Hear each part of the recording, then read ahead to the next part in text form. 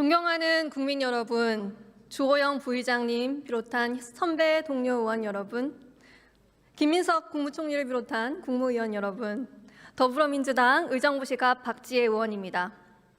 지금 대한민국은 중동발 에너지 위기와 고물가, 공급망 불안, 대미 통상 압박과 같은 복합 위기에 직면해 있습니다. 추가 경정 예산은 거센 파도에서 우리 경제를 지켜줄 방파제입니다. 어려움에 처한 국민 여러분의 삶을 개선하는 목적과 더불어 우리 경제의 체질을 바꾸는 전환재정의 역할도 해야 한다고 생각합니다. 그러한 점을 점검해 보도록 하겠습니다. 국무총리님께 질문하겠습니다.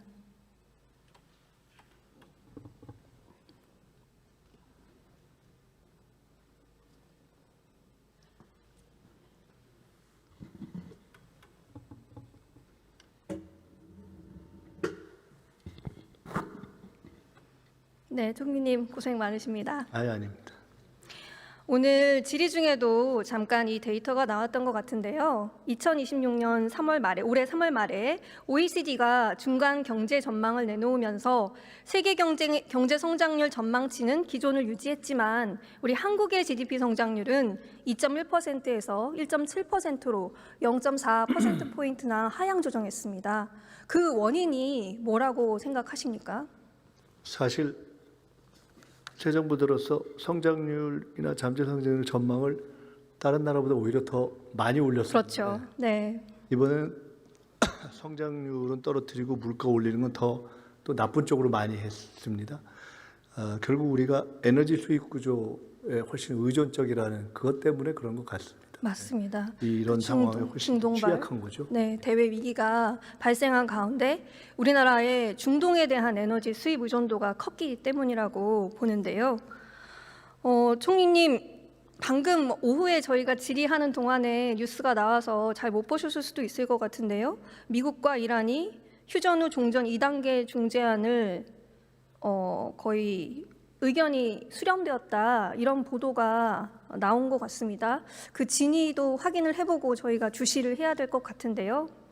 사실 이 미국과 이란 간의 이런 중동 사태와 관련하여서는 저희가 그 전망을 굉장히 낙관하기가 어려운 것이 사실이죠. 그리고 이렇게 이 사태가 끝나더라도 우리가 호르무즈 해협을 통해서 원유를 기존과 같은 방식으로 안정적으로 조달할 수 있을지 우리가 확신할 수 있을까요? 가급적 안정적으로 회복되는 것이 제일 바람직하고요. 그렇지만 이제는 이번 경험을 토대로 해서 큰 틀에서 종래의 원유 공급 선도 좀 더 다변화하고 네. 에너지 공급 체계 자체를 원래도 바꾸려고 했지만 더 가속화해야 되겠다는 생각을 하고 있습니다. 네, 그렇죠. 저희 대외경제연구원에서 내놓은 지표도 보니까요, 전망도 보니까 조기 종전이든 봉쇄가 장기화되든 에너지 시설이 타격을 입든 여러 가지 시나리오별로 유가 전망을 한 것을 보니까 조기 종전을 하더라도 유가는 배럴당 $90 수준을 내년까지도 유지할 것이다. 앞으로 또 유가 측면에서도 새로운 시대가 열릴 것이라는 전망이 있더라고요. 그래서 방금 총리님께서 말씀하신 것처럼 우리 에너지 소비 구조를 이러한 새로운 시대에 대비해서 근본적으로 바꾸어 나가기 위한 대책이 필요하다고 생각을 합니다. 대통령께서도 지난 31일에 국무회의에서 화석연료에 의존하는 경제산업 구조를 방치해서는 안 된다면서 에너지 전환의 필요성을 강조하셨고요. 오늘도 국무회의를 통해 점검하시면서 에너지 대전환의 대책을 논의하신 것으로 알고 있는데요. 이 대전환을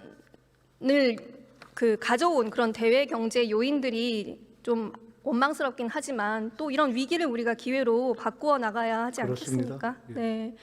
우리나라 재생에너지 발전 비중을 보면 아시다시피 OECD 평균에 비해서 한참 못 미치고 뒤에서 두 번째 지위를 점하고 있는 것 같습니다.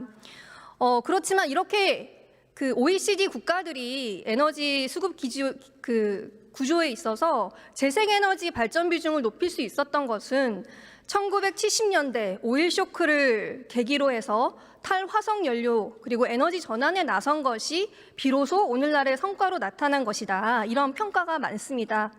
이런 것을 볼 때 이번 추경에 재생에너지 확대 예산은 꼭 필요한 것이다. 이렇게 생각하는데 총리님은 어떻게 보시나요? 네, 큰 틀에서 그렇게 봅니다. 오늘 국무회의에서도 논의를 했지만 2030년까지 재생에너지 비중을 훨씬 높이는 전기화 비중도 높이고 재생에너지 비중도 높이는 계획을 갖고 있는데 그것도 이번 중동 사태를 계기로 해서 더 빨리 갔으면 좋겠다는 생각을 사실은 대통령님도 여러 번 말씀하시고 저도 그런 생각을 가지고 있습니다. 당연히 추경을 포함해서 내년 예산을 짤 때도 그렇고 이번에 구조적인 대전환에 있어서 우리가 흔히 얘기하는 AX와 함께 GX 부분 네. 더 강화해야 된다고 생각합니다. 네, 이 중동 사태의 여파가 언제까지 이어질지를 모르는 그런 상황에서 전쟁 추경이라고 해서 재생에너지 확대 예산은 빼야 한다 이런 주장은 저는 정말 정부 정책에 대한 비판을 위한 비판이다라고 생각을 합니다. 그래서 이번 추경뿐만 아니라 추경에서도 저희 재생에너지 확대 예산 잘 지켜주시고 저희 정부 2년차 예산 2027년 예산을 지금 편성하고 있을 텐데요. 재생에너지 확대 예산, 에너지 대전환 예산이 잘 반영될 수 있도록 총리님께서 각별히 관심 가져주시기 부탁드립니다. 저도 전에보다 훨씬 더 이게 중요한 문제라는 생각을 하고 있습니다. 네, 감사합니다. 다음으로 저희 기획예산처 장관님께 질의하겠습니다.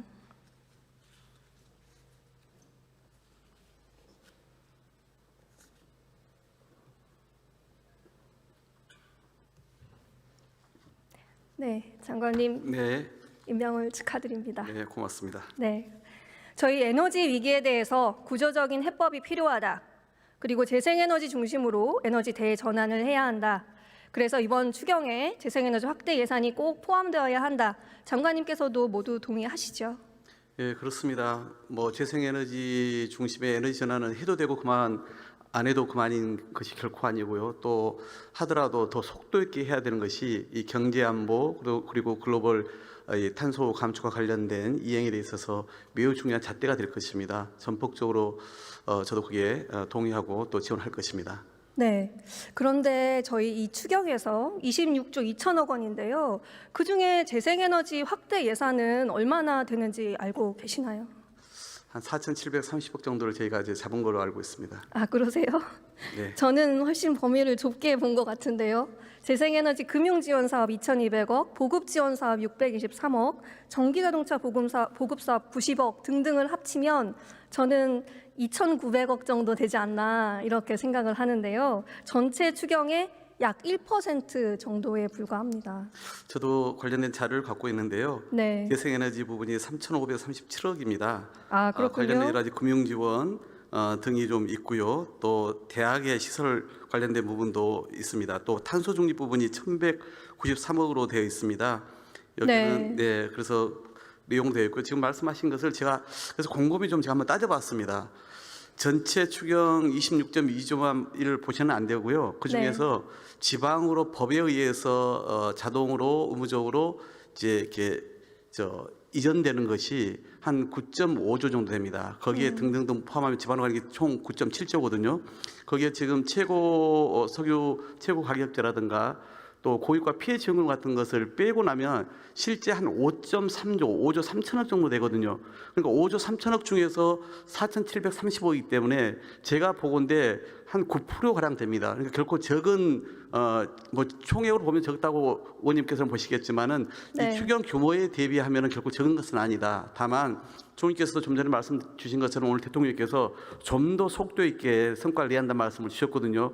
저도 거기에 대해서는 전폭적 지원하겠다라고 오늘 그 자리에서 답을 드린 바가 있습니다. 네. 따라서 이번 추경에서 부족한 부분은 향후 2027년도 본예산 편성 과정에서 제가 더 촘촘하게 그리고 과감하게 들여다보겠다 이 말씀을 드리겠고 대통령께서 계속 강조하는 것이 위기를 기회로 만들어라 이렇게 말씀을 하고 계시지 않습니까? 이번 네. 추경도 그런 컨셉인데 내년도 예산도 이재명 정부 들어서 처음으로 완전하게 그 이재명 정부의 국정 철학이 반영되는 전 과정이 처음으로 편성되는 과정입니다. 거기는 당연히 이 기후위기 시대에 걸맞는 그런 능동적인 예산을 적극 편성할 예정에 있습니다. 네, 장관님 말씀 들으니까 너무 반갑습니다.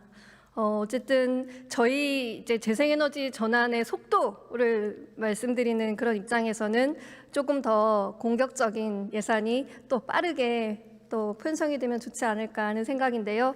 그래도 9% 정도 편성해 주셨다고 하니까 그 예산을 꼭 지켜내고 네. 그리고 내년도 예산에도 마찬가지로 전폭적으로 반영해 주실 것을 다시 한번 당부드리고 싶습니다. 네, 그렇게 하겠습니다. 네, 장관님 감사합니다. 네, 고맙습니다. 이어서 기후에너지부 장관님께 질의하겠습니다.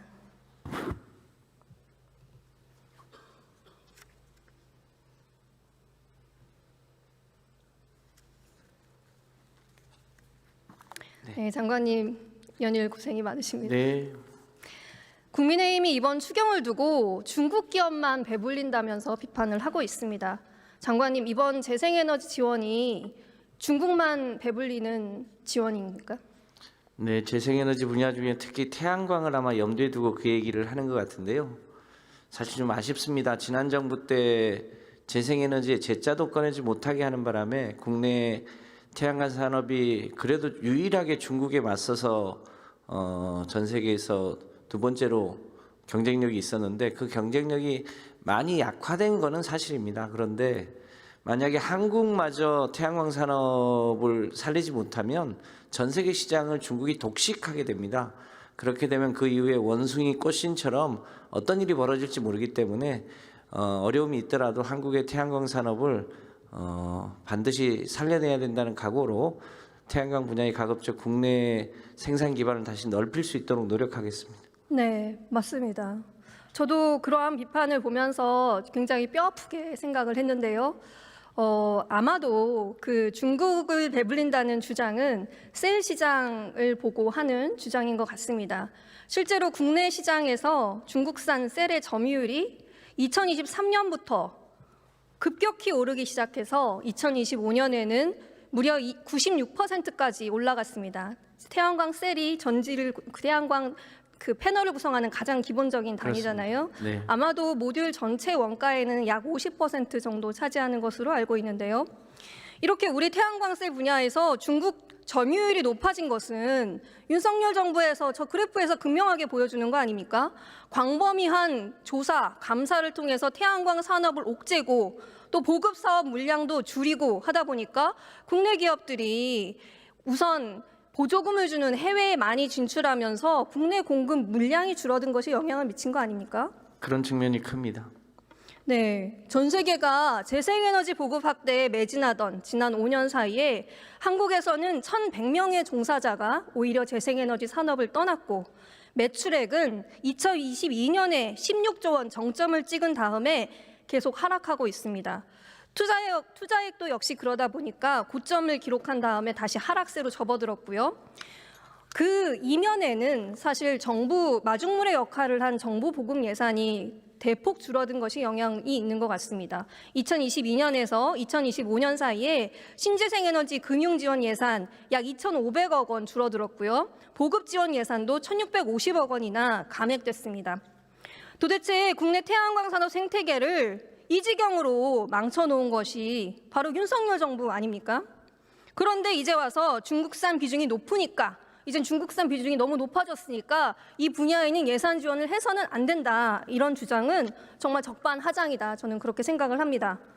근데 제가 이런 데이터를 여기저기 많이 보여드리는데요. 보여드리면 듣는 분들마다 걱정을 많이 하세요. 이렇게 많이 줄어들었는데 그러면 우리나라 재생에너지 산업 지금 투자한다고 다시 복구될 수 있는 거냐 이런 걱정 많이 하시거든요.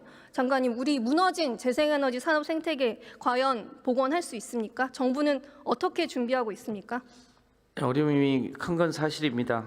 다만 이제 국민의 세금을 통해서 태양광 산업도 더 육성해야 되는 측면이 있기 때문에 가급적 저탄소 모듈을 사용하는 국내 기업 것을 적극적으로 권장하려고 하고 있고요. 또 국내에 많이 무너진 산업 생태계를 적극적으로 빨리 복원할 수 있도록 해보려고 하고 또 페로브스카이트 기반의 또 텐덤셀 등 일종의 한 단계 도약할 수 있는 태양광 R&D 투자도 적극적으로 지원해서 태양광이 다시 우리 산업의 재생에너지 분야의 중심이 될 수 있도록 적극 지원하도록 하겠습니다. 네, 생산세액 공제라든지 새로운 정책적인 네. 수단도 많이 고민해 주십시오. 그렇게 하겠습니다. 그 네. 일은 우리 경제부총리님이 주관하고 계십니다. 경제부총리님께서도 잘 관심을 기울여 주시기 바랍니다. 네.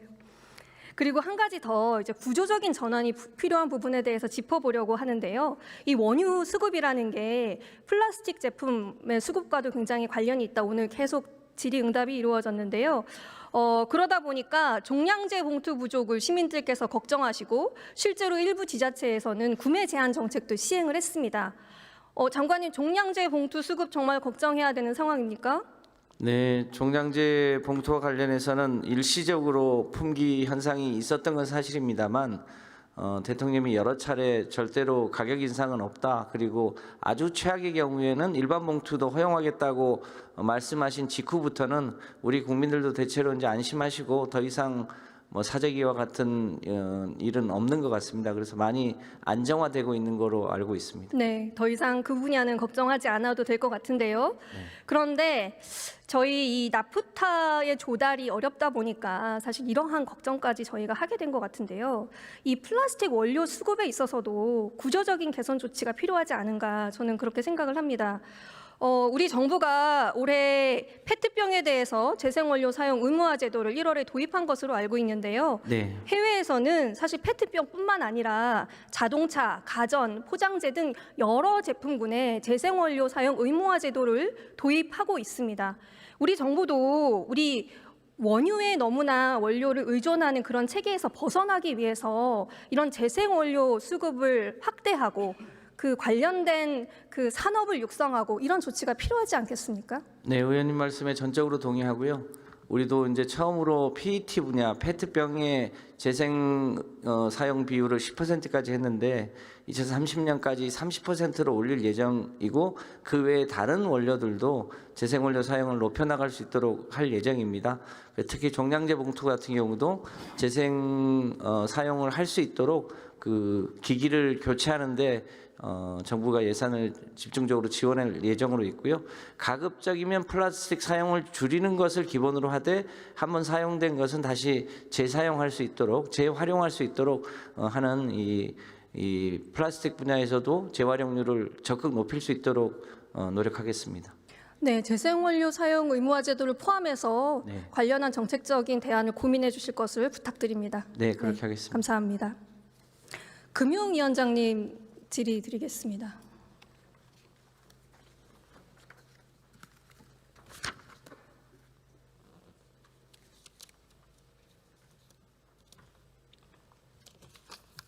네, 안녕하십니까.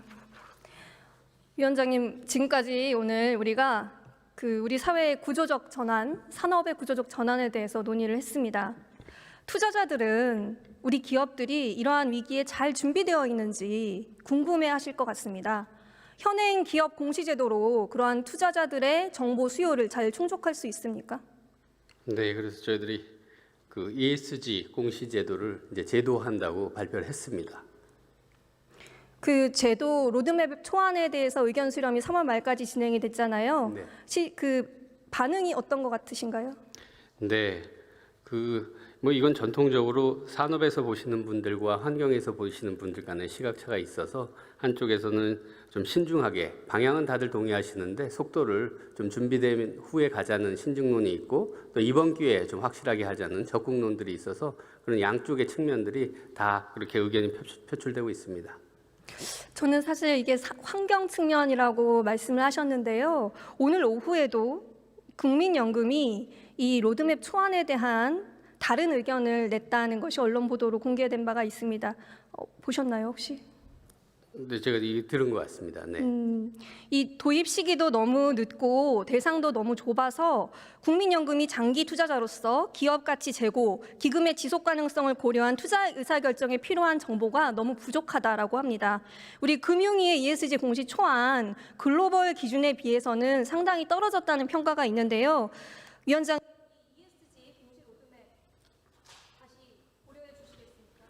네, 저희들이 이걸 하면서 이제 우리 산업의 현실도 봤지만 말씀 주신 대로 국제적 정합성, 그래서 우리 산업이 얼마나 준비되어 있는지 수용성도 봤지만 글로벌 흐름에 뒤처져서는 안 된다, 이런 부분까지 같이 종합적으로 봤거든요. 그래서 저희들이 보면 EU가 제일 먼저 앞서가 있지만 EU도 27개 국가 중에 19개 국가는 25년도부터 도입했고, 그렇지만 독일을 포함해서 8개 국가는 아직 의무화를 아직 국내적으로 안 하고 있는 상황이고요. 그다음에 캐나다나 또 보면 영국 이런 데도 기준은 마련했지만 아직 의무화 시기는 정하지 않고 있고요. 일본 같은 경우는 27년 6월부터 시작하는데 그 대상 규모를 한 4%, 우리는 6.9% 정도 커버하는데 거긴 4%로 하고, 그래서 전반적으로 보면 우리가 그렇게 뒤처져 있다 그런 거는 아닌 것 같고요. 근데 말씀 주신 그 취지는 저희들이 공감을 하고요. 그다음에 이거 할 때 지금 뒤에 계시지만 우리 산업부 장관님이랑 그다음에 기후부 장관님이랑 저희들이 열띤 토론을 했습니다. 그래서 이번 경우에 다 내용적으로는 신중해야 된다, 적극론으로 해야 된다 하시지만 다 공감하시는 그 부분은 그래도 정부가 이제는 미루지 않고 의사결정을 했다, 용기 있게 했다, 이 부분만큼은 다들 말씀들 주시거든요. 그래서 어떤 면에서는 보면 일단 시작을 하면서 말씀 주신 여러 가지 사항들을 좀 저희들이 반영을 해서 그 부분들을 어떻게 해나갈지 더 고민을 하도록 하겠습니다. 제가 지난 금융위원장님께도 이 질의를 드린 바가 있었는데요. 사실 이런 시장의 불확실성을 해소했다는 점에 대해서는 저도 너무나 긍정적으로 평가를 합니다. 그런데 방금 말씀 주신 그 국제 기준에 그렇게 떨어지지 않는다는 평가에는 사실 동의할 수 없는 것 같습니다. 그리고 우리 투자자들이 여러 투자자들이 있잖아요. 장기 투자하고 싶은 투자자, 그리고 ESG 목표에서 투자하고 싶은 투자자들이 분명히 존재하고, 지금 ESG 공시는 기업들이 이미 하고 있는 기업이 대부분입니다. 그런데 59개 기업을 대상으로 의무 공시를 시작한다는 것은 사실 너무 우리 경제의 기초를 오히려 저평가하시는 것이 아닌가 하는 생각이 듭니다. 그래서 저희가 코리아 프리미엄 시대를 얘기하는 그런 시대를 살고 있는데 그런 관점에서 다시 한번 고려해 주실 것을 부탁드립니다. 네, 말씀 주신 취지 잘 알겠고요. 지금도 말씀하신 대로 자율적으로 지속 가능 경영 보고서를 제출하고 있는데 그건 기준들이 다 제각각이기 때문에 10년 전에 회사를 다닐 때도 그 얘기를 했습니다. 네네. 근데 이번에 저희들이 하는 건 이제 기준을 통일시키고 표준화하는 거기 때문에 그런 측면에서는 좀 앞서 나가는 건데 말씀 주신 사항 유념하도록 하겠습니다. 부탁드립니다.